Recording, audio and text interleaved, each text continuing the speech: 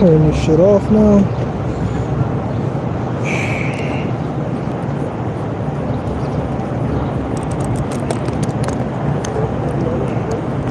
Let's get you in there.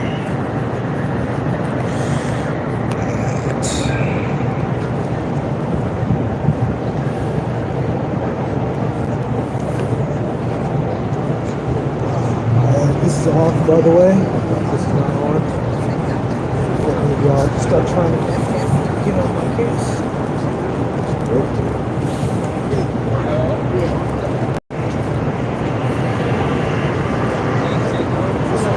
Get started. Shalom. First and foremost, I say, Kolam Yehovah, Shalom, Shabbat, Shalom, Takadas. The double honors to the elders and apostles, the great millstone. GMS to do rule and teach well. Alright, so we are here once again. I take care of this business, you know, take care of, perform my duties that I gotta perform, you know. Yesterday I screwed up and I didn't record my video for the day. So after this, I'm gonna go home, and hopefully if no one's in the house, I'll get a video in or something, and I'll figure it out.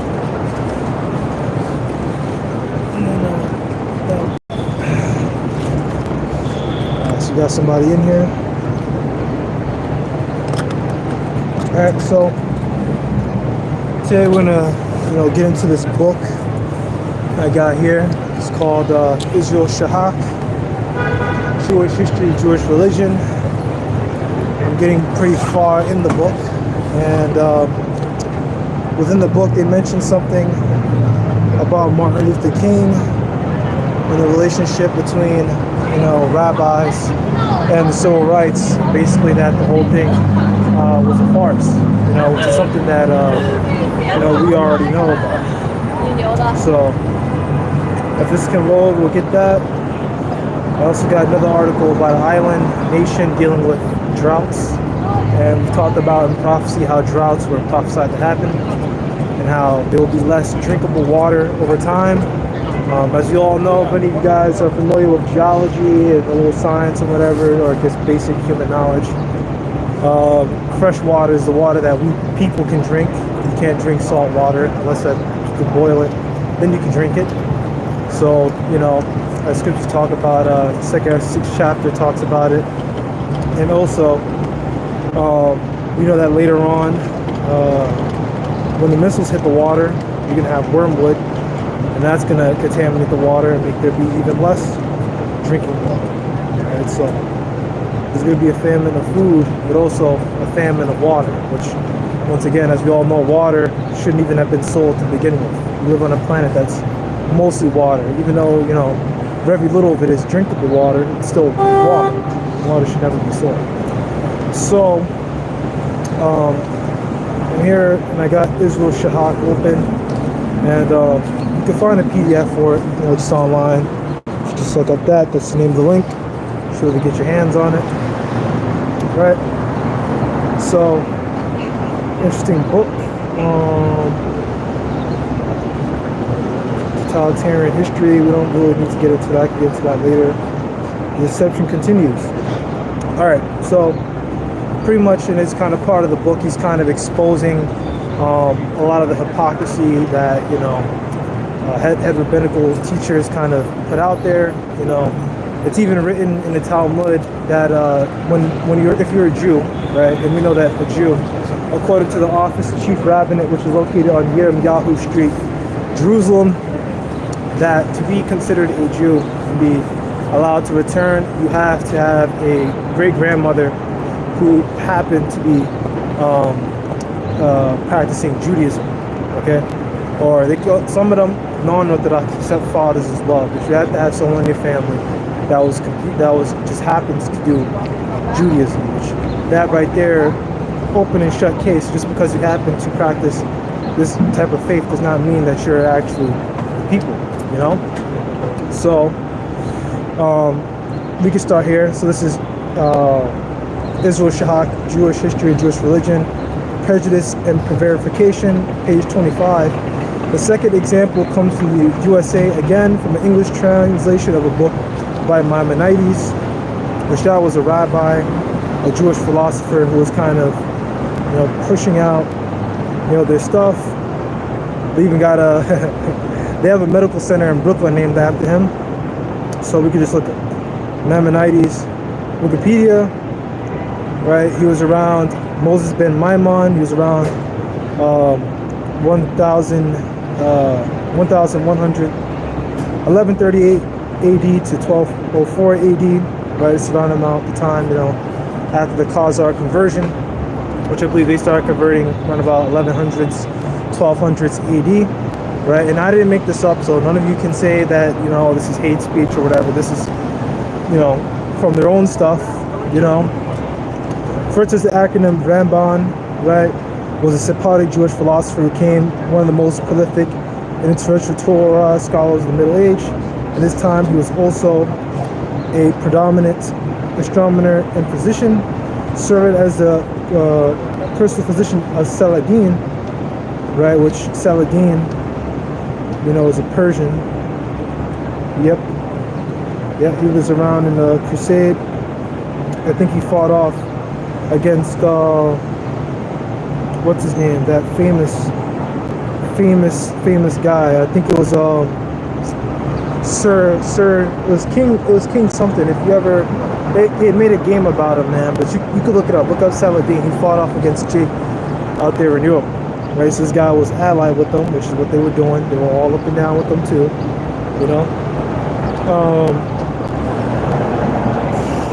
Right, and pretty much he was a scholar, kind of like a,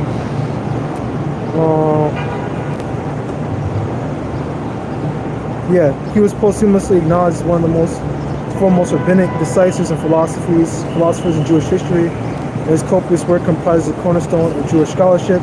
His 14-volume Mishnah Torah still carries canonical authority as a codification of halakha, which is basically like rabbinical commentary on the law, essentially, if I remember correctly. He is sometimes known as Hanesher Hagadol, the Great Eagle. That's funny because, that's Deuteronomy 28, I think 48, 49. Esau is also called an eagle. But there's also one where Yahushua is called the eagle too, so be very careful. It depends on what you read. Yahushua is also called an eagle in one of the scriptures. I think it might be Jeremiah 20 or something, or Joel 2. One of them talks about an eagle taking down Babylon, which is talking about Yahushua. Alright? So, one of his books, right? And the second example comes from the USA, again from the English translation of a book by Maimonides, right, which the Jays like to get into. Apart from his work on the codification of the Talmud, he was also a philosopher, and his guide to perplex is justly considered to be his greatest work of Jewish religious philosophy, and is widely read and used even today, right? Traditions of men, stuff that they add on, correct? Additionally, in addition to his attitude toward non-Jews generally and Christians in particular, Maimonides was also an anti-black racist. And this person's writings is something that modern-day Jewry gets into heavily, which should tell you about their leaders, that they're all anti-black racists, right? They said in the Talmud, if you're a Jew, you walk past a cemetery of people who aren't dumb or aren't Amalekites, you have the right to curse the cemetery. So that means whenever these Amalekites walk past your ancestors in graves or walk past slave cemeteries, they curse the mothers of their departed. That's wicked, man. Here they're the people that ban it, and here they are cursing us. So it's going to talk about Esau, man, because he chased after his brother Jacob. He hated his brother Jacob. It's going to talk about it. He wasn't afraid to shed his blood. Towards the end of the guide, book 3, chapter 51, he discusses how various sectors of humanity contain the supreme religious value, the true worship of God. Among those who are incapable of even approaching this are some of the Turks, i.e. the Mongol race, which are Edomites, right? And the nomads in the north, and the blacks and nomads in the south, and those who resemble them in our climates. And their nature is like the nature of new animals, and according to my opinion, they are not level human beings in the level among existing things is below that of a man and above that of a monkey, because they have the image and resemblance of a man more than a monkey does, right? And this is something that he actually said, you know. So he's basically saying that black people are you know, not even human, you know, among other peoples. He's talking about us, man. You know, this is racism right here, coming straight out of, you know, Amalekite, you know, philosophy, Jewish philosophy around the 1200s. That shows that hatred, they ain't never changed, man. They ain't never changed, you know. So that was that. We can get, you know, quick precept, because I was reading this the other day, and forgive the noise, you know. I just, you know, had to choose right now, but it's all right, you know. You gotta share the streets, you know. So this is Isaiah 26, right? Isaiah 26, and I think that guy was stopping. That guy was stopping. Right? Isaiah 6, and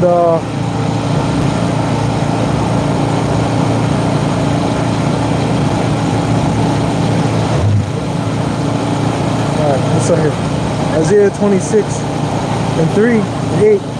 In the way of thy judgments, O Lord, have we waited for thee, the desire of my souls for thy name, and to remembrance of thee, But my soul have I desired thee in the night, yet my spirit within me will I seek thee early, and thy judgments are in the earth. The inhabitants of the world will learn righteousness. Exactly. Everyone's going to learn, and be forced to learn in that day once we have, you know, that power. And everyone's going to be forced to follow our ways. Right? Let fear be shown to the wicked, yet will we not learn righteousness, and in the land of rightness will we deal unjustly, and will not behold the majesty of the Lord. And that's what they're doing, because they're turning against the people who they know are the true people, right? And then they curse us, and then they put all this kind of rhetoric in their stuff, and then they never stop, man. They never ever stop with this stuff, you know? And the land of brightness is our land now, where they are. Lord, when thy hand is lifted up, they will not see, but they shall see and be ashamed, for their envy at the people, yea, the fire of thine enemies shall devour them, right? And if you look at different translations, pretty much the fire of the Lord is going to devour them, right? Why? Because they are enemies.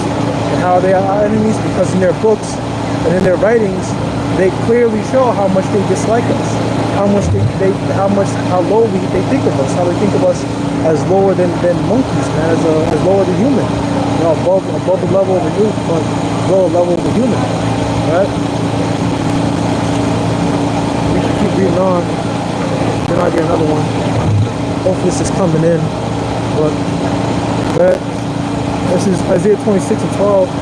Lord, thou wilt ordain peace for us, for thou also hast wrought all our works in us. That's right. You know, and our works, you know, the ones of us that are really trying, Lord, in us, man, he's going to give us those new bodies. We're going to get what we deserve, you know, because, you know, we're the ones that are actually trying. Everyone else out here, you know, they're just bullshitting, you know, and I'm, you know, not just getting on myself, but get on, you know, everyone, you know, even guys in GMS, man, we gotta, you know, because the elders, they'll talk about it, and I'm not, you know, just getting on everyone in GMS, and GMS is a bad camp or something, but, you know, the elders talk about that not everyone in GMS is diligent, man. You know, so the ones of us that are really diligent, the ones that are really sincere, the sincere guys, you know, out there, you know, our work's going to be brought in us. And we're going to get things that we deserve. We're going to get, you know, our reward. We're willing. You know, as I said before, I'm not on everyone. GMS isn't perfect. Everyone in GMS ain't right. You know, everyone in there ain't sincere. The apostles and others say it. So don't get on me and say that, oh, this and that, you know, because I admit my faults, you know. Right?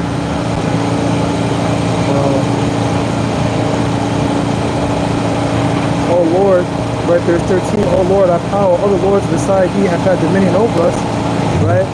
We read this again, Isaiah 26 and 13. And hopefully you can hear this when I'm coming in. Right? Oh Lord, our power, other lords beside thee have had dominion over us, but by thee only will we make mention of thy name. Alright, so other lords have had dominion over us, right? And one of those other lords that had dominion over us is Amalek. Amalek had dominion over us, man. You know, going back to the Turks, you know, Amalek was among them. And then going back to the real big thing, the Atlantic slave trade. You know? They had rulership over us. You know, they kicked our teeth in, they tortured our people, they raped our people. They treated our people like garbage. And then later on, they try to act like that didn't happen. They try to hide that information, right? Which, I don't know if I've read this. Oh, no, I didn't read this. This is the book of Isaiah 25. This book of Isaiah 24.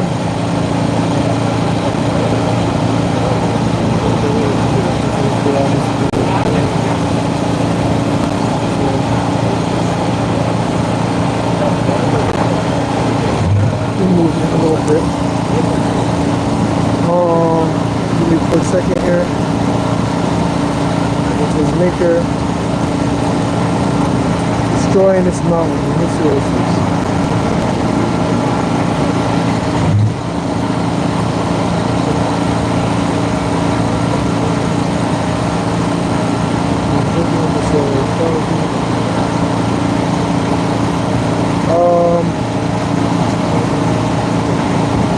Where is this? I thought oh, Cyril's over here. Yeah, here we go. Isaiah 25:7.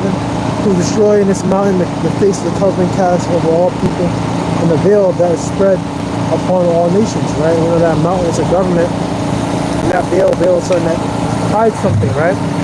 So that's what it is. It's a veil of darkness that they hid over the people, you know, and basically hid the truth from them. You know, saying that they're that covering mountain, the mountain that covers history. There's a reason why they call it a cover-up, because they're trying to cover and hide the truth. You know, that's what they're trying to do. They're trying to cover up and hide the truth. Let me see. If they start cleaning down here, I'll move. I can always move over to the corner or something, but I'll see what it is. I don't think they're gonna be finished, you know, no time soon. But if they ask me to move, you know, I'll move. You know, because I'm a respectable, reasonable young man. That's why. So we can get back into this, right? Which I meant to go talk about this yesterday in a video, and I said I was gonna go take a nap and wake up and then go do the lesson, but then I didn't, you know, and that's my bad. That's my fault, you know, because, you know, you shouldn't do things like that, man. You shouldn't procrastinate on making a video, maybe working on stuff. So I'll do the video later on, you know. Don't do that. Just make the video, you know, because then you'll forget about it, and then you'll have to play catch up, right? So, damn, that's loud. Yeah, as I said before, Lord, you brothers can hear me. Maybe we can move down a little bit, like over here. Move down with the smooch, right? So as I said,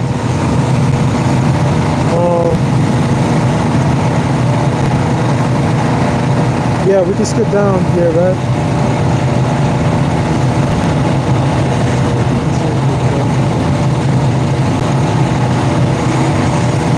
Yeah, so we could read on down here at the end of page 25. During all these years, not a word has been said to point out the initial deception or the social facts underlying its continuation, and this throughout the excitement of Martin Luther King's campaign, which were supported by so many rabbis, not to mention other Jewish figures, some of whom must have been aware of the anti-black racist attitude which forms part of their Jewish heritage. That's what it is. You know, part of their heritage is pushing anti-black rhetoric, you know? Surely one is driven to the hypothesis that quite a few of Martin Luther King's rabbinical supporters were either anti-black racists who supported him for tactical reasons of Jewish interests, wishes to win black support for American jewelry and for Israel's policies, or were accomplished hypocrites to the point of schizophrenia, capable of passing very rapidly from a hidden enjoyment of rabid racism to a proclaimed attachment to an anti-racist struggle, and back again. Alright? So that's what it is. You know, it was a claim, you know, joining of an anti-racist sentiment.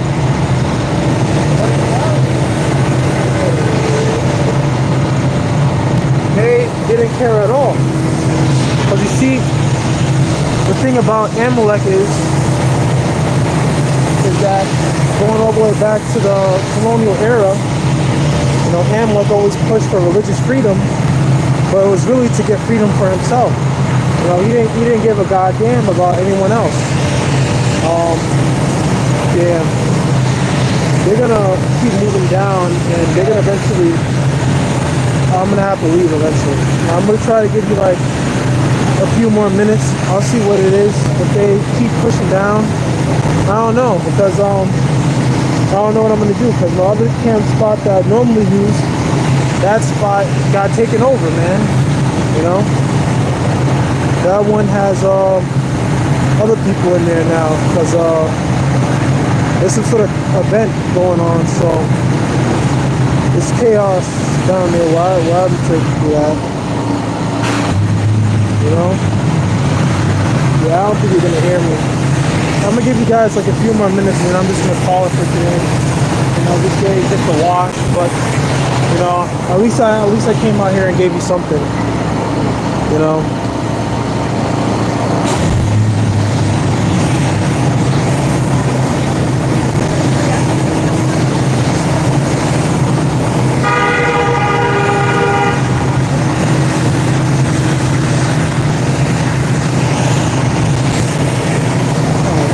Over there. Alright, so let me move this closer so you can hear me a little bit better. This is Deuteronomy chapter 38. Right? And we'll keep going down.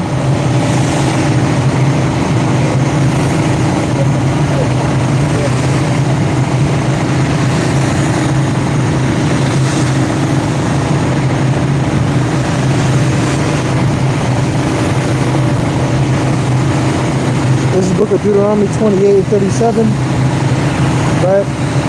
Because this is pretty much before they started having their power. This was during the 1,000-year period.